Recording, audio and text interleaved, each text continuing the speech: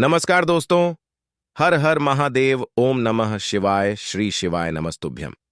दोस्तों, अगर आप हमारे चैनल पर पहली बार आए हैं तो हमें सब्सक्राइब जरूर कर लें ताकि आने वाली वीडियो आपको जल्दी से मिल सके। दोस्तों, जैसा कि आज है शुक्रवार और शुक्रवार को पड़ रही है तृतीया तिथि। शुक्रवार की ये तिथि बहुत ही खास है। गुरुजी ने कहा है कि इस दिन आपको 3 शमी पत्र वाले उपाय से चूकना नहीं है। ये वाला उपाय आपको अवश्य करना है। दोस्तों, आज हमने इस वीडियो में गुरुजी द्वारा बताए गए कुछ उपाय आपको बताए हैं जो आपको अवश्य करने हैं। इस वीडियो को ध्यान से देखें, पूरा सुने। आधा अधूरा सुनने से कोई लाभ नहीं होगा। चलो चलते हैं, सुनते हैं।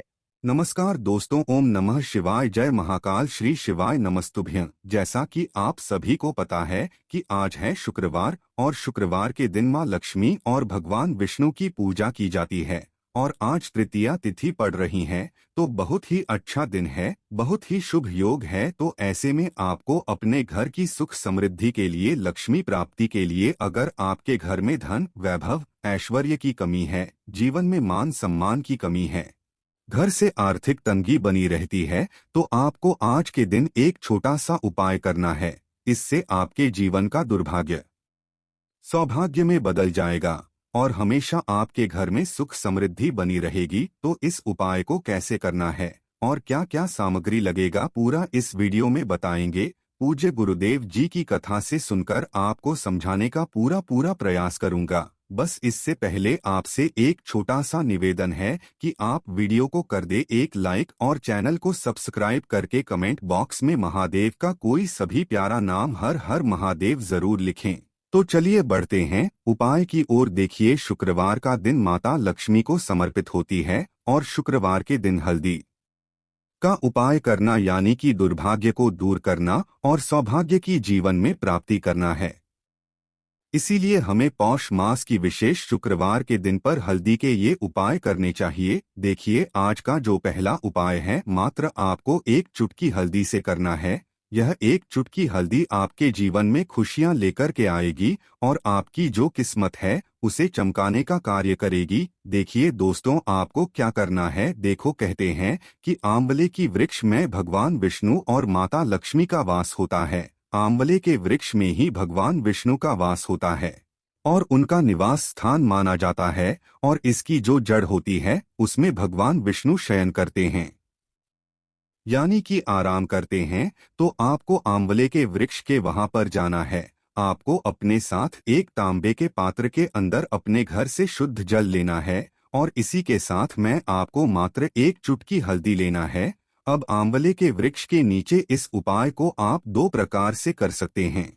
देखिए, आपके पास जो एक चुटकी हल्दी है, या तो आप उससे जल के पात्र के अंदर डाल दें और हल्दी से युक्त जल तैयार कर लें और उस हल्दी से युक्त जल को आपको आंवले की वृक्ष की जड़ में समर्पित कर देना है। ओम नमो भगवते वासुदेवाय इस मंत्र का जाप करते हुए। और यह जो शुक्रवार है, पौष माह के महीने का है, तो आपको हरि हर महादेव का मन में स्मरण करते रहना है। देखिए, इस उपाय को आप दूसरे प्रकार से भी कर सकते हैं। आपके पास जो एक चुटकी हल्दी है उसे आप सूखी भी अर्पित कर सकते हैं आंवले के वृक्ष की जड़ में, और जो अपने सूखी हल्दी डाली है आंवले के वृक्ष की, वहां पर उसी हल्दी के ऊपर आपको एक लोटा शुद्ध जल है उसे धीरे धीरे समर्पित कर देना है। देखिए, जल समर्पित आपको अपना जो मुख है पूर्व दिशा में रख करके करना है और आपको हरि हर महादेव का मन में स्मरण करते रहना है।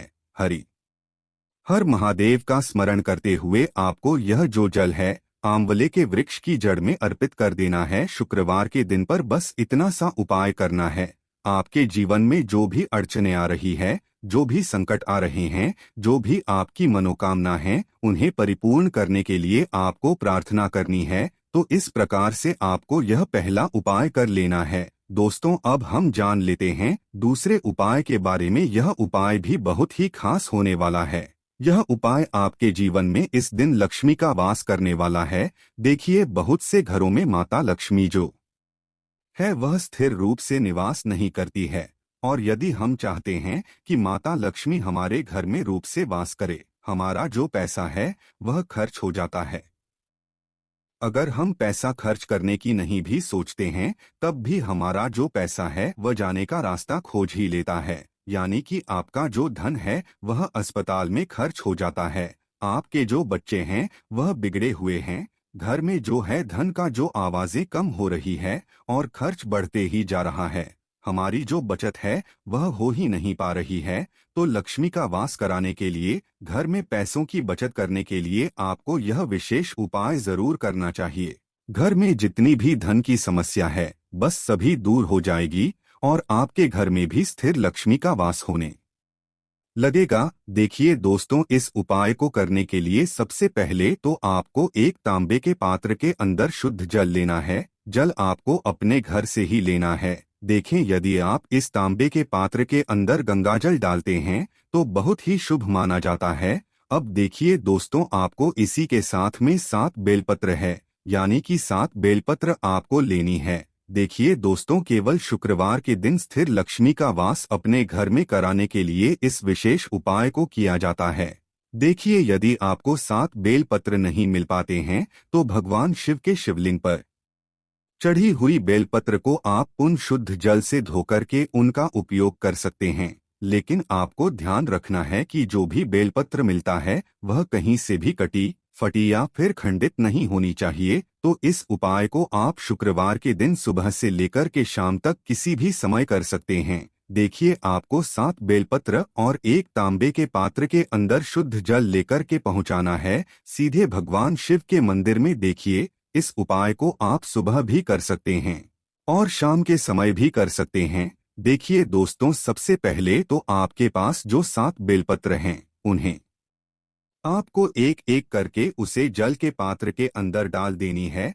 अब यह जो बेलपत्र का जल है इसे आपको भगवान शिव के मंदिर में, जहां नंदी महाराज होते हैं, उनका पैर जो उठा हुआ होता है उस उठे हुए पैर पर आपको केवल इस पात्र से जल समर्पित करना है। कहने का अर्थ है कि जल आपको इतने धीरे समर्पित करना है कि पात्र से बेलपत्र बाहर न निकल पाए। केवल आपको जल नंदी महाराज के उठे हुए पैर के वहां पर समर्पित करना है। आपकी जो भी मनोकामना है, चाहे घर में धन आ नहीं रहा है या घर में स्थायी लक्ष्मी का वास नहीं हो, घर में आप 100 कमाते हैं, 200 खर्च हो रहे हैं, तो आपको कामना करनी है कि मेरे जीवन से ये जो सारी समस्या है ये सब भी दूर हो। तो इस प्रकार से आपको यह जल नंदी महाराज के उठे हुए पैर पर समर्पित करना है। देखो, आपको बेलपत्र समर्पित नहीं करनी है, ध्यान रखना सिर्फ जल समर्पित करना है। अब दोस्तों, आपके पास जो 7 बेलपत्र है उस पात्र के अंदर उन्हें आपको एक एक करके शिवलिंग पर अर्पित करते जाना है और आपको श्री शिवाय नमस्तुभ्यं इस मंत्र का जाप करते रहना है। देखिए, प्रत्येक बेलपत्र की चिकनी साइड शिवलिंग से स्पर्श होगी और डंडे वाला जो भाग है वह जलाधारी की ओर रहेगा। इस प्रकार से बेलपत्र शिवलिंग पर अर्पित कर देनी है। बस इतना सा उपाय आपको करना है। देखना, इस शुक्रवार के दिन इतना उपाय करने से आपके घर में निश्चित और निश्चित रूप से माता लक्ष्मी का वास होगा। आपके घर में फिजूल खर्चे जो है बस सभी कम होंगे। आपके घर में अष्टलक्ष्मियों का निवास होगा। तो यह उपाय भी आपको इस मार्गशीर्ष महीने की पवित्र दिन पर जरूर करना चाहिए। अब दोस्तों, हम जान लेते हैं गुरुजी द्वारा बताए गए तीसरे चमत्कारी उपाय के बारे में, जो कि उन्होंने अपनी कल की शिव महापुराण की कथा में ही बताया है। देखिए, इस उपाय के लिए आपको मात्र 1 बेलपत्र ले लेनी है और 2 शमीपत्र आपको ले लेनी है। ध्यान रखें कि बेलपत्र कहीं से भी टूटी हुई, खंडित नहीं होनी चाहिए। अगर आपके पास बेलपत्र नहीं है तो आप शिवलिंग पर चढ़ी हुई बेलपत्र को पुण्य शुद्ध जल से धो करके उसका उपयोग कर सकते हैं। इसी के साथ में आपको मात्र थोड़ा सा लाल चंदन भी लेना होगा। देखिए, सभी सामग्री लेकर के आपको पहुंच जाना होगा भगवान शिव के मंदिर में। मंदिर पहुंचने के बाद बेलपत्र की चिकनी साइड में, आप सभी को पता है कि बेलपत्र में 3 पत्तियां होती है, बीच में एक बड़ी पत्ती होती है और नीचे की 2 छोटी पत्तियां होती है। तो नीचे की जो 2 छोटी पत्तियां है, तो नीचे की जो 2 पत्तियां है उन्हीं 2 पत्तियों पर आपको एक एक शमीपत्र रख देना है और इन्हीं शमीपत्र के ऊपर आपको लाल चंदन की एक एक बिंदी लगा देनी है। इस प्रकार से आपको ये बेलपत्र तैयार करना है और इसी प्रकार से आपको यह जो बेलपत्र है भगवान शिव का शिवलिंग पर अर्पित करना है। देखिए, इस बेलपत्र को समर्पित करते समय आपको गतिमान का नाम लेना ही। पूज्य गुरुजी ने बताया कि गतिमान जो है वह हनुमान जी के छोटे भाई है, तो पूज्य गुरुजी ने बताया है कि गतिमान का नाम ले करके ही आपको ये उपाय करना है, क्योंकि आपकी जो भी बीमारी है वह गति महान भगवान स्वयं दूर करने वाले। इस उपाय को करने के बाद आपकी जो बाहरी से बाहरी बीमारी है वह भी गतिमान की कृपा से दूर होने वाली है। तो बेलपत्र की जो नीचे वाली 2 पत्तियां है पर आपने एक एक शमीपत्र रख दिया है और फिर उनके ऊपर आपने एक एक लाल चंदन की बिंदी लगा दी है, और ऐसे ही आपको ये जो बेलपत्र है इससे शिवलिंग पर अर्पित कर देनी है। गतिमान का स्मरण करते हुए आपके शरीर में या फिर आपके परिवार के किसी भी सदस्य के शरीर में कोई भी बीमारी है तो उसका आपको स्मरण कर लेना है। उस बीमारी को दूर करने के लिए आपको प्रार्थना कर लेनी है और फिर वापस आपको अपने घर आ जाना है। देखिए, इस उपाय के लिए पूज्य गुरुजी ने कोई भी निश्चित दिन नहीं बताए हैं और कोई भी निश्चित समय नहीं बताए, तो इस उपाय को आप सप्ताह के किसी भी दिन कर सकते हैं। आप सोमवार से लेकर के रविवार तक इस उपाय को कर सकते हैं। आप सप्ताह में प्रतिदिन इस उपाय को भी कर सकते हैं, साथ ही साथ सप्ताह के किसी एक दिन भी इस उपाय को कर सकते हैं। पूज्य गुरुजी ने बताया है कि यदि आपको बीमारी ज्यादा हुई है तो आपको ये उपाय अवश्य करना है। दोस्तों, आज हमने इस वीडियो में गुरुजी द्वारा बताए गए 3 चमत्कारी उपाय बताए हैं जो आपको अवश्य करने हैं। उपाय को करते समय कोई भी गलती नहीं करनी है। अगर उपाय से संबंधित कुछ भी पूछना है तो कमेंट बॉक्स में पूछ सकते हैं। अगर आपको हमारी वीडियो पसंद आए तो हमारे इस चैनल को सब्सक्राइब जरूर करें। हर हर महादेव। ओम नमः शिवाय।